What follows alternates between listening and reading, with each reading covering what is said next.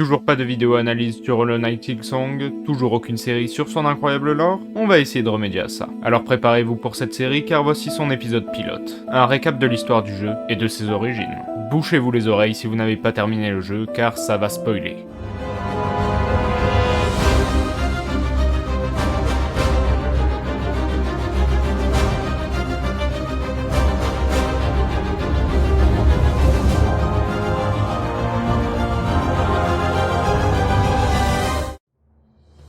Il y a bien longtemps, dans un monde microscopique lointain, très lointain, par loin.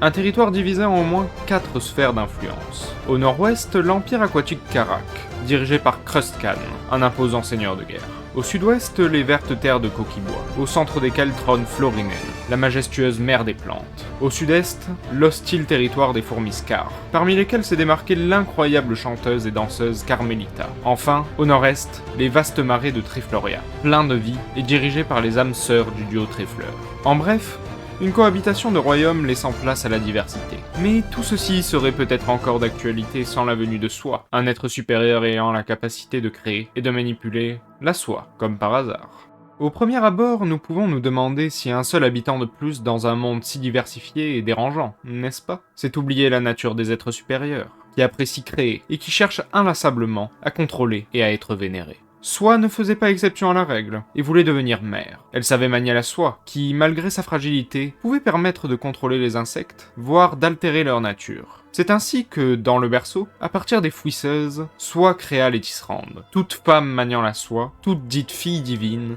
toutes trompées par leur soi-disant mère, toutes vouées à l'aimer pour l'éternité. Mais si seulement elle ne leur avait pas menti, les choses auraient peut-être été différentes, car la supercherie fut dévoilée au grand jour, lorsque celle que l'on nommera par la suite le péché originel eut une vision, un flash du passé lui montrant ses origines de fouisseuse. Elle en fit part aux autres tisserandes qui, apprenant la vérité, remirent en question la supériorité de leur créatrice et firent front commun contre elle. Dans cette lutte acharnée pour la souveraineté, les tisserandes, percevant l'impossibilité ou du moins l'extrême difficulté de tuer un être supérieur, découvrirent que la musique offrait des pouvoirs que la soie seule ne pouvait leur apporter. En effet, la musique combinée à la soie permettait le maintien des créatures dans un état second, un état de contemplation inconsciente. Cette découverte permit ainsi d'endormir la mère supérieure grâce au son des harpes et au chant des tisserandes. Elles mirent alors au point plusieurs plans pour se débarrasser de Soi. Mais celui qui parut le plus réalisable fut celui-ci. Construire une grande citadelle autour du berceau et attirer à l'intérieur d'innombrables pèlerins qui viendraient chanter pour maintenir la mère supérieure endormie. La tâche fut plus facile que l'on peut le penser. Les tisserandes savaient manipuler et mentir comme leur mère. Elles firent bâtir la citadelle, puisant leurs ressources tant humaines que matérielles dans tout Farloon. Lorsqu'elle fut achevée au prix de l'affaiblissement des régions alentours et de la mort de dizaines de milliers d'insectes, les tisserandes placèrent à son sommet 3, nous y reviendrons dans une future vidéo, 3 ordres pour diriger la citadelle. Les archivistes, représentants de la mémoire de la citadelle et responsables de l'endoctrinement continu des pèlerins, les ménestrels, orientant les actions de la citadelle par des édits, et les architectes, automates s'occupant du développement technologique de la citadelle. Les pèlerins, quant à eux, devaient atteindre la citadelle après un pèlerinage où chaque moment d'inattention pouvait leur coûter la vie. À la fin de ce pèlerinage, et comme si ça ne suffisait pas, les juges laissaient passer ou non les pèlerins selon s'ils voyaient ou non une trace de péché en eux. Car oui, la tisserande, le péché originel avait été enfermé par ses sœurs après la construction de la citadelle, car connaissant et répandant la vérité, elle mettait en danger leur statut de divinité supérieure. C'est sûrement à ce moment-là que de nombreuses tisserandes fuirent Farloon, par désaccord avec leurs sœurs ou par peur que leur mère ne se réveille un jour. Car oui, cette peur était encore bien présente, car la citadelle dépendait encore énormément du flux, pour l'instant continu, de pèlerins aventureux et rêvant d'une vie meilleure. Ce problème devait être résolu, et pour cela, les tisserandes n'apportèrent pas de solution, tout simplement parce qu'elles ne le pouvaient plus. La métrique de temps est très obscure dans Silksong. Nous ne savons pas grand-chose de la chronologie exacte des événements et ne pouvons pas donner de date, de nombre d'années ou quoi que ce soit d'autre. Il faut alors utiliser la logique pour s'en sortir, ou parfois même l'instinct. Dans cette situation, nous allons supposer que la plupart des tisserandes sont mortes de vieillesse, laissant la citadelle totalement autonome, et ses dirigeants plus encore.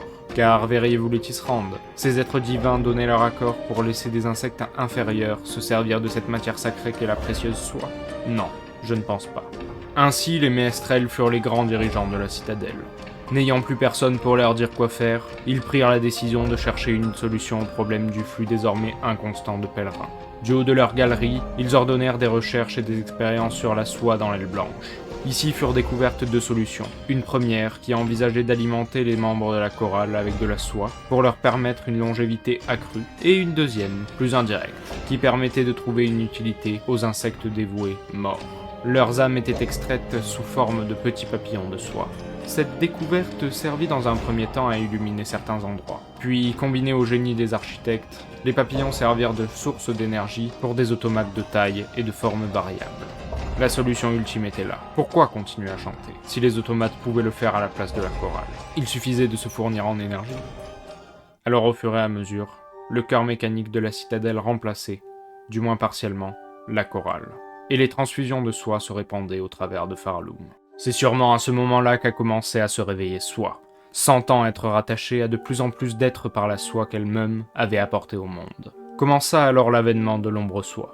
La mère supérieure s'empara des corps et des âmes habitées par la soie et envoya ses nouveaux jouets en chasse, traquant les tisserandes et leurs descendantes pour certes assouvir sa vengeance, mais aussi recouvrer sa puissance. Cependant, Soie n'avait pas oublié ses projets. Elle souhaitait être une mère pour ses enfants. Malheureusement, elle n'en avait plus. Et sa première tentative l'avait trahie, malgré tout le mal qu'elle s'était donné. Elle entreprit alors de confectionner un être qui lui serait loyal, non pas par plaisir mais par nécessité. Un être entièrement fait de soie, Fantôme. Malheureusement, par manque de qualité ou de quantité de soie, la mère supérieure ne réussit qu'à créer une fille sans éclat. Une fille à laquelle elle était attachée, mais une fille imparfaite tout de même. Une deuxième tentative ne fut alors pas de trop. Soie avait accumulé plus de soie grâce à la traque qu'elle avait organisée. Lace fut créée et fut tout de suite la fille chérie de Soie. Elle était parfaite, ou en tout cas se rapprochait de la perfection. Mais Lace ne se rendit pas compte de l'amour que lui portait sa mère, qui passait son temps à organiser la chasse aux tisserandes, et surtout une en particulier, ou plutôt une demi en particulier. Le croisement entre une tisserande et une wyrm. Une union improbable, mais vraie. Une union qui captivait Soie au plus haut point. Lace, jalouse, errait alors dans le royaume, ou rendait visite à sa sœur. Et ceci, jusqu'à ce qu'elle apprenne que la demi-tisserande avait été capturée, et qu'elle arrivait ici, à Farloom. La suite vous la connaissez si vous avez joué au jeu, et je n'entrerai pas dans les détails dans cette vidéo, mais par contre dans ma série, oui. Je ne sais pas si vous êtes d'accord avec tout ce que j'ai dit, j'ai vu énormément de versions de l'histoire de Silksong, aucune ne racontant exactement la même, et je pense que ceci a à voir avec cette métrique de temps dont je vous ai parlé, qui n'est pas assez précise dans Silksong. Si vous n'êtes pas d'accord avec certains points, je ne peux que vous recommander d'aller dans les commentaires pour partager votre point de vue. Je me ferai un plaisir de vous lire et de vous répondre. C'est comme ça qu'on fera avancer la recherche sur l'histoire. Sur ce, je n'ai plus qu'à vous dire au revoir et surtout, ne vous abonnez pas, ça n'en vaut pas la peine.